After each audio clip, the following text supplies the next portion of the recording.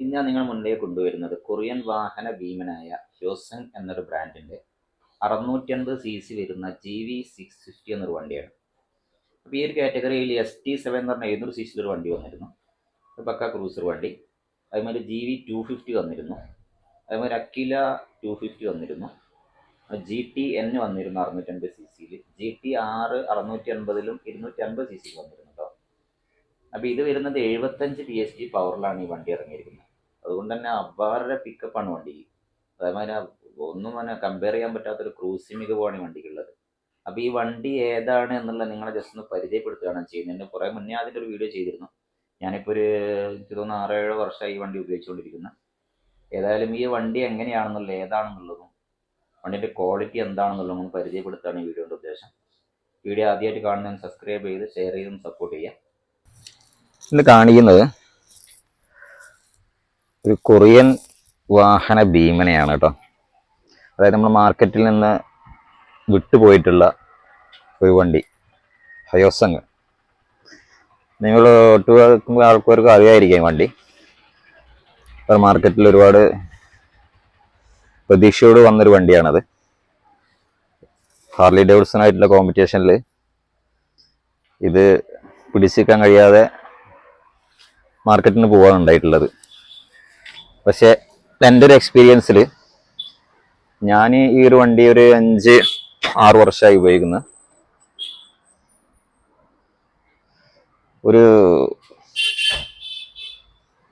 ഭയങ്കര road presence വരുന്ന ഒരു വണ്ടിയാണ് അത്. അതായത് റൈഡിങ് കംഫർട്ട് ആണെങ്കിലും ഇപ്പോൾ ഹാർലിയോട് കമ്പയർ ചെയ്യുമ്പോൾ ഞാൻ ഹാർലിയുടെ എല്ലാ വണ്ടി ഉപയോഗിച്ച ഒരാളാണ്. അപ്പോൾ ഹാർലി സ്ട്രീറ്റുമായിട്ടാണ് ശരിക്കും ഇതിനെ കമ്പയർ ചെയ്യേണ്ടത്. ശരിക്കും ഇതിൻ്റെ ആ ഒരു വ്യൂ ഒക്കെ നോക്കുകയാണെങ്കിൽ, അതായത് ഹാർലിയുടെ വി റോഡുമായിട്ട് ബന്ധപ്പെട്ടുള്ള ഡിസൈനാണ് ഇതിന് കൊടുത്തേക്കുന്നത്. അതായത് 650cc 75 bhp പവറാണ് വണ്ടിക്കുള്ളത് കേട്ടോ. അതായത് വണ്ടി എടുത്തങ്ങ് പോകും. പിന്നെ ഞാൻ ഈ വണ്ടി മഹാരാഷ്ട്രയിൽ നിന്ന് എടുത്ത്, ബോംബെയിൽ നിന്ന് എടുത്ത വണ്ടിയായിരുന്നു. പക്ഷെ ഒറ്റ സ്ട്രെച്ചിൽ ഞാൻ അവിടെ നിന്ന് എനിക്ക് നാട്ടിലെത്താൻ പറ്റുന്നുള്ളതാണ്. എനിക്ക് ഒരു കാറ് ഓടിച്ചിട്ട് വരുന്ന അത്രയും ഒരു, സത്യം പറഞ്ഞ ഒരു ബുദ്ധിമുട്ട് ഈ ഒരു വണ്ടി എത്രയും ലോങ് ഓടിച്ചിട്ട് എനിക്ക് ഫീൽ ചെയ്തിട്ടില്ല, ഒരു കംപ്ലൈൻസും ഇല്ലാതെ. അപ്പോൾ ഹാർലിയുടെ അത്ര തന്നെ ഒരു ഹീറ്റിംഗ് നമുക്കിത് ഫീൽ ചെയ്യില്ല എന്നുള്ള വേറൊരു വാസ്തവമാണ്. നമുക്ക് തൈസിലേക്ക് വരുമ്പോൾ ഹീറ്റ്, പിന്നെ ഈ ഭാഗത്തേക്ക് തൈസിൻ്റെ ഭാഗത്തേക്ക് ഹീറ്റ് വല്ലാതെ ഒരു അടിക്കുന്നൊരു ഇതുണ്ട് ഹാർലിക്ക്. പക്ഷെ ആ ഒരു പ്രശ്നവും എനിക്ക് ആ വണ്ടി കണ്ടിട്ടില്ല. പിന്നെ ഇതിൻ്റെ സീറ്റാണെങ്കിൽ ഭയങ്കര തൈ സപ്പോർട്ട് തരുന്ന സീറ്റാണ്. ഇത്ര വീതിയിൽ ഇപ്പോൾ കൊറിയൻസിൻ്റെ ആ ഒരു സൈസ് വെച്ചിട്ടുള്ള ഒരു സീറ്റായിരിക്കാം.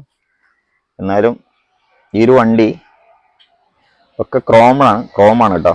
അപ്പോൾ അത് 2015 വണ്ടി വരുന്നത്. അല്ലെ, ക്രോമിനൊന്നും യാതൊരു പ്രശ്നം ഇതുവരെ ഒരു റെസ്റ്റോ കാര്യങ്ങളോ ഒന്നും ഇവിടെ ഒന്നും സംഭവിച്ചിട്ടില്ല. പിന്നെ ബ്രേക്ക് ആണെങ്കിൽ നമ്മൾ അഡ്ജസ്റ്റ് ചെയ്യാൻ പറ്റും കേട്ടോ. ഇതാ ഇവിടെ നമ്മളെ പെഡല് നമുക്ക് അഡ്ജസ്റ്റ് ചെയ്തെടുക്കാൻ പറ്റിയ ഒന്നാണിത്. പെഡലിൻ്റെ എത്രത്തോളം നമ്മൾ കൈയിൻ്റെ ഇതനുസരിച്ച്, പെഡല് ചെറിയ കൈയൊക്കെ ആണ്, അതിനനുസരിച്ച് നമുക്ക് അഡ്ജസ്റ്റ് ചെയ്യാൻ പറ്റും. പിന്നെ ഷോക്കാണെങ്കിൽ സ്മൂത്ത് ആക്കാനും ഹാർഡാക്കാനും പറ്റും. ഫ്രണ്ട് ഫോർക്ക് അതിനോട് അഡ്ജസ്റ്റ് കൊടുത്തിട്ടുണ്ട്. പിന്നെ ഫ്രണ്ടിൽ ഹ്യോസങ്ങിലുള്ള ബാഡ്ജിങ് കാണാം. പിന്നെ ഡബിൾ ഡിസ്ക് ആണ് പ്രൊവൈഡ് ചെയ്യുന്നത്. ഫ്രണ്ടിൽ ഡബിൾ ഡിസ്ക് ആണ് വരുന്നത്.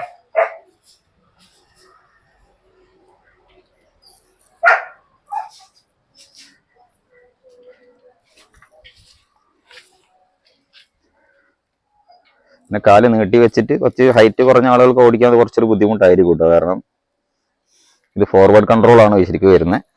കാല് നമ്മൾ നീട്ടി വെച്ചിരിക്കാൻ പറ്റിയ രീതിയിലാണ് വരുന്നത്. ബാക്ക് ഡിസ്ക് ഡബിൾ പിസ്റ്റൺ ആണ്. എന്നാലും ബ്രേക്കിംഗ് ABS ഇല്ല. ആ കാലത്ത് ABS ഇല്ലാത്തത് കൊണ്ട് തന്നെ ABS ഇല്ലെങ്കിലും കൂടി വണ്ടി ബ്രേക്ക് ചെയ്താൽ വണ്ടി അവിടെ കിടക്കും, യാതൊരു സംശയവും വേണ്ട. വണ്ടി ചവിട്ടി എത്ര ഹൈ സ്പീഡിലാണെങ്കിലും നമുക്ക് ചവിട്ടി നിർത്താൻ പറ്റുന്നുണ്ട് വണ്ടി.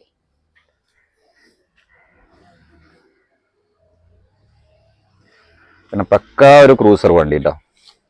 അപ്പോൾ എത്ര ലോങ് വേണമെങ്കിലും നമുക്ക് ഓടിച്ച് കൊണ്ടുപോകാൻ പറ്റിയ ഒരു വണ്ടി എന്ന് പറയാം. ഹാർലി ഡേവിഡ്സൺ എന്നുള്ളത് ഒരു സ്ട്രീറ്റ് ബോബ്, ഫാറ്റ് ബോയ് ആ ഒരു കാറ്റഗറി പോയാൽ മാത്രമേ നമുക്ക് ഒരു സ്പോർട്സ് ഒരിക്കലും നമുക്ക് ലോങ് റൈഡ് ഉപയോഗിക്കാൻ പറ്റില്ല. ഇപ്പോൾ 48 ആണെങ്കിലും അയൺ ആണെങ്കിലും സ്ട്രീറ്റ് ആണെങ്കിലും കൂടെ നമുക്ക് ലോങ് ആയിട്ട് വണ്ടി ഓടിച്ച് കൊണ്ട് നടക്കാൻ പറ്റില്ല വണ്ടി. പക്ഷെ ഈ ഒരു വണ്ടി എത്ര ലോങ് വേണമെങ്കിലും ഒറ്റ സ്ട്രെച്ചിൽ യാത്ര ചെയ്യാൻ പറ്റും. അപ്പോൾ ഇതിൻ്റെ ഇവിടെ ഒരു ബാക്ക് റെസ്റ്റ് ഉണ്ട് കേട്ടോ, അത് ഞാൻ അയച്ചു വെച്ചതാണ്. 2 പേർക്ക് സുഖമായിട്ട് യാത്ര ചെയ്യാൻ പറ്റും. അപ്പോൾ ഞാൻ്റെ ഒരു എക്സ്പീരിയൻസ് ആണ്. ഒറ്റ സ്ട്രെച്ചിൽ 1600 കിലോമീറ്റർ ഓടിയിട്ടുണ്ട് വണ്ടിയും കൊണ്ട് ഞാൻ. അപ്പോൾ ഇതിൻ്റെ ആ ഒരു സൈസ് വെച്ച് നോക്കിയെങ്കിൽ ഈ ഫോട്ടോയിൽ കാണുമ്പോൾ ഇതിൻ്റെ ആ ഒരു ഭീമാകരമായ ഒരു ലുക്ക്, റോഡ് പ്രസൻസ് ഒക്കെ മനസ്സിലാവും കേട്ടോ. പിന്നെ എക്സോസ്റ്റ് ഞാൻ ആഫ്റ്റർ മാർക്കറ്റ് എക്സോസ്റ്റ് വെച്ചിരുന്നു, പക്ഷെ അത് ഇപ്പോൾ അത് അലൗഡ് അല്ലാത്തത് കൊണ്ട് തന്നെ എക്സോസ്റ്റ് ഒരു മാറ്റിയാണ് ചെയ്തത്. പിന്നെ ഇപ്പോഴത്തെ ഒരു വിഷയം വെച്ചാൽ വണ്ടി വളരെ റെയറാണ്, മാർക്കറ്റിൽ കിട്ടാൻ വളരെ റെയറായിട്ടുള്ള വണ്ടിയാണ്. പുറത്തോ വല്ലതും കിട്ടിയാലായി. സ്പെയർ പാർട്സിന് ചെറിയൊരു വിഷയം ഉണ്ടാവും. സാധാരണ സ്പെയർ പാർട്സ് കൊറിയൻ്റെ ഡയറക്റ്റ് സൈറ്റിൽ ഞാൻ വരുത്തുകയാണ് ചെയ്യുന്നത് കേട്ടോ. കൊറിയൻ ഇവരെ സ്വന്തം സൈറ്റ് ഉണ്ട്. ആ സൈറ്റിൽ നിന്ന് പാർട്സുകളൊക്കെ ഒരു 10-30 ദിവസം കൊണ്ടൊക്കെ നമുക്ക് പാർട്സ് ഇവിടെ അവൈലബിൾ ആയിട്ട് ഇപ്പോൾ കിട്ടുന്നുണ്ട്. 180 ബാക്കിലെ ടയർ സൈസ് വരുന്നത്, 180 ആണ് വരുന്നത് കേട്ടോ.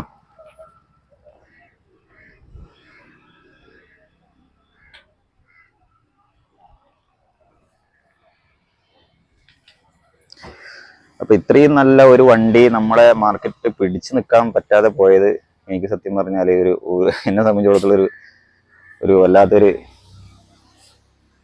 ഒരു വിഷമം തോന്നുന്നു. കാരണം ഇത്രയും നല്ലൊരു വണ്ടി എന്ന് പറഞ്ഞാൽ എൻ്റെ ഒരു എക്സ്പീരിയൻസിൽ ഞാൻ ഒരു റോയൽ എൻഫീൽഡ് മെക്കാനിക്കാണ്.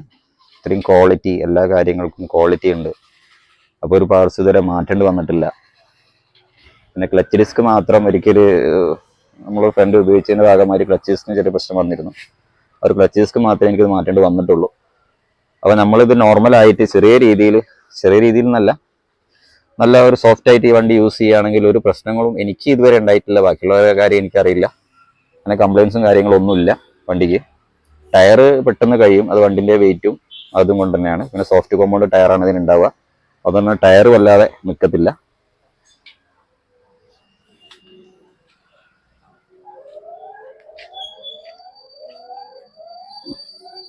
അപ്പോൾ വണ്ടി ഇങ്ങ് ഓടിച്ച് പോവുകയാണെങ്കിൽ തന്നെ ഭയങ്കര റോഡിൽ പ്രസൻസ് ഉണ്ടാവും. വണ്ടി ഇങ്ങോട്ട് പോകുന്നങ്ങോട്ട് അറിയും. ഒക്കെ ഹാർലിയൊക്കെ ആണെങ്കിലും ചെറിയ വണ്ടികളാണല്ലോ, അപ്പോൾ നമ്മൾ കയറി ഇരുന്ന് കഴിഞ്ഞാൽ വണ്ടി കാണൂല. സ്ട്രീറ്റ് ആണെങ്കിലും അയൺ ആണെങ്കിലും ഇപ്പം 48 ആണെങ്കിലും സൈസ് വൈസ് ചെറുതാണല്ലോ വണ്ടി. പക്ഷെ ഇത് അങ്ങനെയല്ല, വണ്ടി റോഡിലൂടെ പോകണ നമുക്ക് അങ്ങ് പെട്ടെന്ന് അറിയും ഈ ഒരു വണ്ടി പോകുന്നത്. അതാണ് ഇതിൻ്റെ പ്രത്യേകത. അപ്പോൾ അടുത്ത വീഡിയോ ആണ്, ഇവിടെ കാണാം. Thanks for watching.